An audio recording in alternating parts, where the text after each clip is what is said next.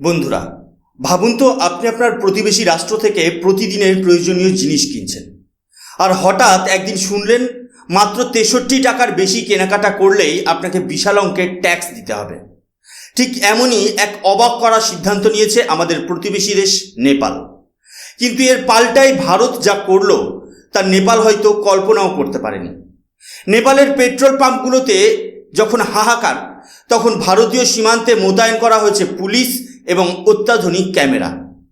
হঠাৎ কেন দুই দেশের মধ্যে এই ট্রেড ওয়ার শুরু হলো? কেন বন্ধ করে দেওয়া হলো নেপালি গাড়ির জ্বালানি? আজ আমরা এর পেছনের সেই অন্ধকার সত্যটা উন্মোচন করব, যা মূলধারার সংবাদ মাধ্যম এড়িয়ে গিয়েছে। ঘটনার সূত্রপাত গত 14ই এপ্রিল।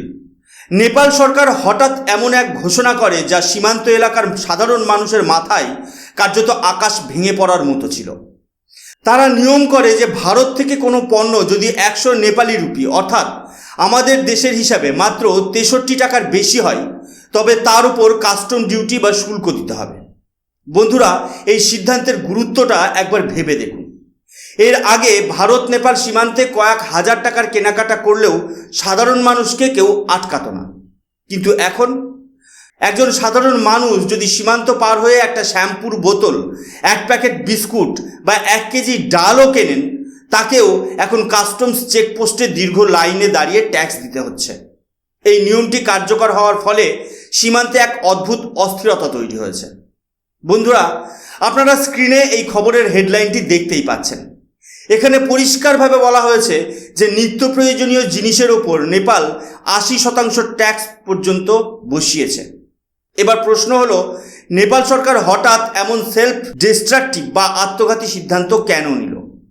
নেপাল সরকারের আনুষ্ঠানিক দাবি হলো তাদের ডোমেস্টিক মার্কেট বা অভ্যন্তরীণ বাজার রক্ষা করা। তারা বলছে ভারতীয় সস্তা পণ্যের দাপটে নেপালের স্থানীয় ব্যবসায়ীরা মার খাচ্ছেন। দ্বিতীয় কারণ হিসেবে বলা হয়েছে রেভিনিউ লিকেজ বা রাজস্ব ক্ষতি। নেপালের দাবি চোরাপথে পণ্য ঢোকায় সরকার বিশাল অঙ্কের শুল্ক থেকে বঞ্চিত হচ্ছে। কিন্তু বন্ধুরা, পর্দার আড়ালে বিশেষজ্ঞরা অন্য কথা বলছেন। এর পেছনে লুকিয়ে আছে এক গভীর জিওপলিটিক্যাল সমীকরণ। গত কয়েক বছরে নেপালের ওপর চীনের প্রভাব যেভাবে বেড়েছে, তাতে অনেকেই মনে করছেন ভারত নির্ভরতা কমাতেই এই ধরনের কঠোর ট্রেড ব্যারিয়ার তৈরি করা হচ্ছে। নেপাল দেখাতে চাইছে যে তারা ভারতের ওপর আর আগের মতো নির্ভরশীল নয়। কিন্তু বাস্তবে এর ফলে চরম ভোগান্তিতে পড়েছেন খোদ নেপালের সাধারণ নাগরিকরাই। কারণ ভারত থেকে আসা সস্তা পণ্য ছাড়া তাদের জীবনধারণ এখন অগ্নিমূল্য হয়ে দাঁড়িয়েছে। ভারত এতদিন নেপালের একতরফা সিদ্ধান্তের দিকে চুপচাপ নজর রাখছিল। কিন্তু আন্তর্জাতিক কূটনীতিতে একটা কথা আছে, নীরবতা মানেই দুর্বলতা নয়। ধৈর্যের বাঁধ ভাঙলে ভারত কেমন কড়া জবাব দিতে পারে তার জলজান্ত প্রমাণ মিলল গত কয়েকদিনে। ভারতও নেপালের উপর একটি স্ট্র্যাটেজিক স্ট্রাইক করেছে। তবে মনে রাখবেন বন্ধুরা, এই লড়াইটা কোনো ট্যাঙ্কের লড়াই নয়, এটা হলো জ্বালানি বা এনার্জি ডিপ্লোমেসির লড়াই। উত্তরপ্রদেশ এবং বিহারের কয়েকশো কিলোমিটার দীর্ঘ সীমান্ত এলাকায় যত পেট্রোল পাম্প আছে, সেখানে জেলা প্রশাসনের পক্ষ থেকে কঠোর নির্দেশ জারি করা হয়েছে। নেপালি নম্বর প্লেটের কোনো গাড়িতেই এখন থেকে পেট্রোল বা ডিজেল দেওয়া যাবে না। স্ক্রিনে এই হেডলাইনটি খুব ভালো করে লক্ষ্য করুন। আপনারা পরিষ্কার দেখতে পাচ্ছেন যে নেপালি গাড়ির জন্য ভারতের সীমান্ত পাম্পগুলো এখন কার্যত তালাবন্ধ। কিন্তু হঠাৎ করে ভারত কেন এমন কঠোর হলো? কেন আমাদের দীর্ঘদিনের বন্ধু নেপালের সাধারণ নাগরিকদের জন্য জ্বালানি বন্ধ করতে হলো? এর উত্তর লুকিয়ে আছে নেপালের বর্তমান অভ্যন্তরীণ পরিস্থিতিতে। বর্তমানে নেপালের ভেতরে চলছে এক ভয়াবহ ফুয়েল ক্রাইসিস। আন্তর্জাতিক বাজারে ক্রুড অয়েলের দাম বৃদ্ধি এবং নেপালের অভ্যন্তরীণ সাপ্লাই চেন ডিসরাপশনের ফলে সেখানে তেলের হাহাকার শুরু হয়েছে। পরিস্থিতি এতটাই খারাপ যে নেপাল সরকারকে গত কয়েক মাসে বহু জায়গায় জ্বালানি রেশনিং করতে হয়েছে। আর এই সংকটের সুযোগ নিয়েই সীমান্তে সক্রিয় হয়ে উঠেছিল এক বিশাল স্মাগলিং সিন্ডিকেট। ভারতীয় সীমান্ত পাম্পগুলো থেকে সস্তায় তেল কিনে নেপালে গিয়ে চড়া দামে বিক্রি করার এই কালো ব্যবসা এতটাই বেড়ে গিয়েছিল যে ভারতের সীমান্ত এলাকার সাধারণ মানুষের নাভিশ্বাস উঠছিল। ভারতীয় পাম্পগুলোতে তেলের ঘাটতি দেখা দিচ্ছিল এবং আমাদের দেশের ট্রাক ড্রাইভার ও কৃষকদের ঘন্টার পর ঘন্টা লাইনে দাঁড়িয়ে থাকতে হচ্ছিল। ফলে ভারতের নিজস্ব এনার্জি সিকিউরিটি এবং সাধারণ মানুষের স্বার্থ রক্ষার্থেই ভারত সরকার এই ফুয়েল সাপ্লাই ব্যানের মতো কড়া পদক্ষেপ নিতে বাধ্য হয়েছে। চলুন বিষয়টি আরও পরিষ্কার করতে আপনাদের সামনে একটি সহজ অঙ্ক বা ইকোনমিক ক্যালকুলেশন তুলে ধরি। কেন নেপালের গাড়িগুলো ভারতের সীমান্ত এলাকায় মৌমাছির মতো ভিড় জমাতো? তার উত্তর লুকিয়ে আছে এই সংখ্যাগুলোর মধ্যে। নেপালে বর্তমানে পেট্রোলের দাম লিটার প্রতি 219 নেপালি রুপি, যা ভারতীয় মুদ্রায় কনভার্ট করলে দাঁড়ায় প্রায় 137 টাকার আশপাশে। অন্যদিকে আমাদের ভারতে সেই একই পেট্রোল পাওয়া যাচ্ছে 100 টাকার রেঞ্জে। বন্ধুরা, একটু ভেবে দেখুন, লিটার প্রতি প্রায় 37 থেকে 40 টাকার এই বিশাল ফারাক। ইকোনমিক্সের ভাষায় একে বলা হয় আরবিট্রেজ, অর্থাৎ এক বাজার থেকে সস্তায় পণ্য কিনে অন্য বাজারে চড়া দামে বিক্রি করে মুনাফা লুটে নেওয়া। আর এটাই ছিল নেপালের এই বিশাল স্মাগলিং নেটওয়ার্কের মূল জায়গা। নেপাল থেকে প্রতিদিন শত শত মানুষ বাইক নিয়ে, গাড়িতে করে, এমনকি হাতে করে প্লাস্টিকের ক্যান বা বড় বড় ড্রাম নিয়ে ভারতীয় সীমান্তে চলে আসতো। তাদের লক্ষ্য গাড়ি চালানো নয়, বরং সস্তায় ভারতীয় তেল ড্রামে ভরে নিয়ে গিয়ে নেপালের কালো বাজারে চড়া দামে বিক্রি করা। কিন্তু বন্ধুরা, এই আপাত দৃষ্টিতে ছোট মনে হওয়া ব্যবসার আড়ালে ক্ষতি হচ্ছিল আমাদের দেশের সাধারণ মানুষের। সীমান্তের ভারতীয় পেট্রোল পাম্পগুলোতে তেলের স্টক ফুরিয়ে যাচ্ছিল। আমাদের দেশের সাধারণ মানুষ, ট্যাক্সি চালক এবং বিশেষ করে কৃষকরা যারা পাম্পে এসে তেল নিতে যাচ্ছিলেন, তারা তেল পাচ্ছিলেন না। লরি এবং ট্রাকের কয়েক কিলোমিটার লম্বা লাইন পড়ে যাচ্ছিল। সবচেয়ে বড় বিপদের কথা কি জানেন?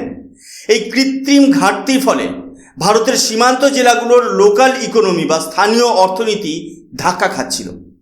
তাই ভারত সরকার এবং স্থানীয় প্রশাসন এই ইল্লিগাল ট্রেড বা অবৈধ বাণিজ্য রুখতে চরম কঠোর সিদ্ধান্ত নিয়েছে। প্রশাসন পরিষ্কার জানিয়ে দিয়েছে যে ভারতীয় তেল শুধুমাত্র ভারতীয়দের ব্যবহারের জন্য, পাচারের জন্য নয়। পরিস্থিতি এতটাই গম্ভীর যে পেট্রোল পাম্পগুলোর সুরক্ষায় এবং শৃঙ্খলা বজায় রাখতে এখন সীমান্তে বিশাল পুলিশ ডেপ্লয়মেন্ট বা পুলিশ মোতায়েন করা হয়েছে। এমনকি পাম্পের সামনে সিসিটিভি এবং গার্ড বসানো হয়েছে, যাতে কোনোভাবেই এক ফোঁটা তেলও অবৈধভাবে পাচার না হতে পারে। কিন্তু বন্ধুরা, আপনাদের কি মনে হয় ভারত শুধু তেল বন্ধ করেই ক্ষান্ত থেকেছে? একবারেই না। আধুনিক কূটনীতিতে শুধু সাপ্লাই চেন বন্ধ করা যথেষ্ট নয়, প্রয়োজন নিশ্ছিদ্র নজরদারি। আর সেই লক্ষ্যেই ভারত এবার সীমান্তে মোতায়েন করেছে আধুনিক হাইটেক প্রযুক্তি। ভারত সরকার স্পষ্ট করে দিয়েছে যে ওপেন বর্ডার বা খোলা সীমান্ত মানে এই নয় যে সেখানে কোনো নিয়ম থাকবে না। আপনারা স্ক্রিনে এই ব্রেকিং নিউজটি দেখুন। এখানে পরিষ্কার বলা হয়েছে যে ভারত নেপাল সীমান্তে ক্যামেরা বেস ট্র্যাকিং বা ক্যামেরা ভিত্তিক নজরদারি ব্যবস্থা চালু করেছে। এটি কোনো সাধারণ সিসিটিভি ক্যামেরা নয়, এর ভেতরে রয়েছে অত্যন্ত শক্তিশালী ফেস রিকগনাইজেশন সফটওয়্যার এবং ANPR বা automatic number plate recognition system. এর মানেটা আসলে কি? এর মানে হলো, এখন থেকে কোনো ব্যক্তি বা কোনো গাড়ি যদি সীমান্ত পার হয়, তবে মুহূর্তের মধ্যে তার ছবি এবং গাড়ির নম্বর প্লেট স্ক্যান হয়ে একটা সেন্ট্রাল সার্ভারে জমা হবে। অর্থাৎ কে দিনে কতবার সীমান্ত পার হচ্ছে, কোন নির্দিষ্ট গাড়ি বারবার ওপারে যাচ্ছে এবং ফিরে আসছে, তার প্রতি সেকেন্ডের ডেটা এখন ভারতীয় গোয়েন্দা সংস্থা এবং SSB এর হাতের মুঠোয় থাকবে। বন্ধুরা, এই প্রযুক্তির সবচেয়ে বড় সুবিধা হলো প্যাটার্ন ডিটেকশন। যারা ছোটোখাটো চোরাচালানের কাজ করে তারা সাধারণত দিনে কয়েকবার সীমান্ত পার হয়। এই AI চালিত ক্যামেরাগুলো সেই রিপিট অফেন্ডার্স বা বারবার অপরাধ করা ব্যক্তিদের নিমেষেই চিহ্নিত করে ফেলবে। ফলে যারা সস্তায় পণ্য বা জ্বালানি ওপারে নিয়ে গিয়ে কালোবাজারি করার কথা ভাবছিল, তাদের ওপর এখন নজরদারির এক অদৃশ্য জাল বিছিয়ে দেওয়া হয়েছে। ভারতের এই স্মার্ট বর্ডার ম্যানেজমেন্ট পদ্ধতি নেপাল সীমান্তকে আগের চেয়ে অনেক বেশি সুরক্ষিত এবং নিয়ন্ত্রিত করে তুলেছে। নেপাল এবং ভারত এই দুই রাষ্ট্রের সম্পর্ক শুধু মানচিত্রের সীমারেখায় সীমাবদ্ধ নয়। আমাদের ইতিহাস, সংস্কৃতি এবং অর্থনীতি একে অপরের উপর গভীরভাবে নির্ভরশীল। কিন্তু সাম্প্রতিক সময়ে নেপালের গৃহীত প্রোটেকশনিস্ট পলিসি বা অতি সংরক্ষণশীল নীতি দুই দেশের দীর্ঘদিনের রুটি বেটির সম্পর্কের মধ্যে এক অনভিপ্রেত শীতলতা নিয়ে এসেছে। নেপাল যখন তুচ্ছ কারণে ভারতীয় পণ্যের উপর চড়া শুল্ক বসিয়ে সাধারণ মানুষের পকেট কাটছে, তখন ভারতও বুঝিয়ে দিয়েছে যে তারা আর হাত পা গুটিয়ে বসে থাকবে না। আমাদের মনে রাখা দরকার, নেপাল যদি মনে করে ভারতের পণ্য প্রবেশের পথ কঠিন করে তারা নিজেদের অর্থনীতিকে শক্তিশালী করবে, তবে সেটা হবে এক মস্ত বড় ভুল। কারণ দিল্লির কাছেও এমন অনেক লিভারেজ বা প্রভাব খাটানোর ক্ষমতা আছে যা নেপালের অর্থনীতিকে মুহূর্তে স্তব্ধ করে দিতে পারে। এই যে সীমান্তে নেপালি গাড়ির জ্বালানি সরবরাহ বন্ধ করা হলো, বন্ধুরা, এটা কিন্তু কোনো বিচ্ছিন্ন ঘটনা নয়। এটা ছিল ভারতের পক্ষ থেকে দেখানো মাত্র একটি ছোট ট্রেলার। এর মাধ্যমে ভারত বার্তা দিয়েছে যে বন্ধুত্বের সুযোগ নিয়ে ভারতের অভ্যন্তরীণ বাজারে বিশৃঙ্খলা সৃষ্টি করা হলে তার পরিণাম শুভ হবে না। বন্ধুরা, কূটনীতির একটা চিরন্তন সত্য আপনাদের মনে করিয়ে দিই। জিওপলিটিক্সে কোনো বন্ধুই চিরস্থায়ী নয়, আবার কোনো শত্রুও চিরস্থায়ী নয়।